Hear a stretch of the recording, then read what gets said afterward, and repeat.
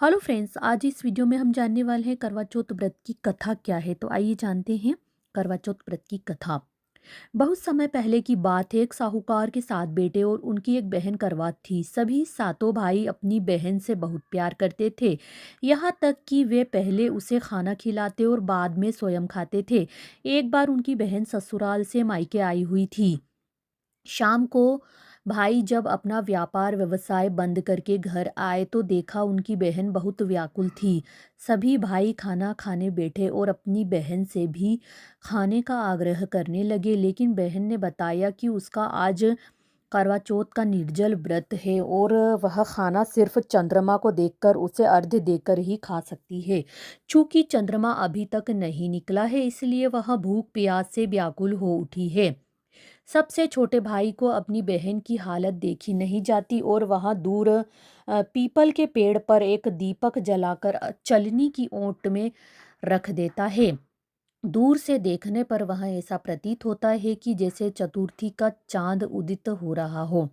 इसके बाद भाई अपनी बहन को बताता है कि चांद निकल आया है, तुम उसे अर्घ्य देने के बाद भोजन कर सकती हो।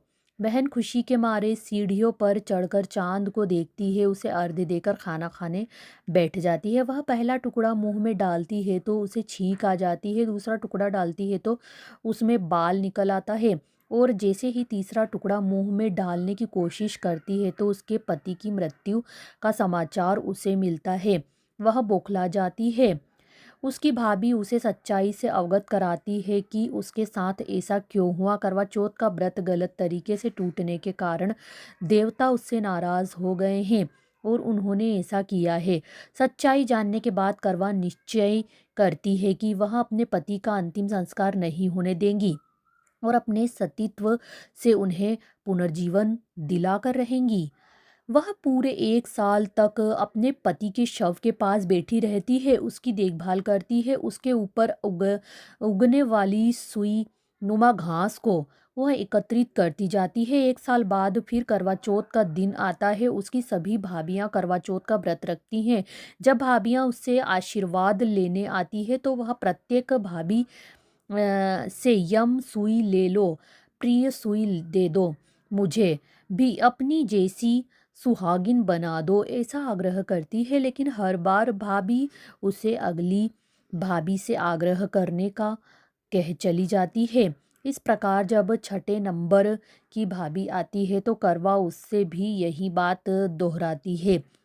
यह भाभी उसे बताती है कि चूंकि सबसे छोटे भाई की वजह से उसका व्रत टूटा था, अतः उसकी पत्नी में ही शक्ति है कि वह तुम्हारे पति को दोबारा जीवित कर सकती है। इसलिए जब वह आए तो तुम उसे पकड़ लेना और जब तक वह तुम्हारे पति को जिंदा न कर दे उसे नहीं छोड़ना। ऐसा कहकर वह चली जाती है। सबसे अंत में छोटी भाभी आती है। करवा उससे भी सुहागिन बनने का आग्रह करती है, लेकिन वह टालमटोली करने लगती है। इसे देख करवा उन्हें जोर से पकड़ लेती है और अपने सुहाग को जिंदा करने के लिए कहती है। भाभी उससे छुड़ाने के लिए नोचती है, खसोटती है, लेकिन करवा नहीं छोड़ती है। अंत में उसकी तपस्या को देख भाभी पसीज जाती है और अपनी छोटी अंगुली को चीर कर उसमें से अमृत उसके पति के मुंह में डाल देती है। करवा का पति तुरंत श्री गणेश कहता हुआ उठ बैठता है। इस प्रकार प्रभु कृपा से उसकी छोटी भाभी के माध्यम से करवा को अपना सुहाग वापस मिल जाता है।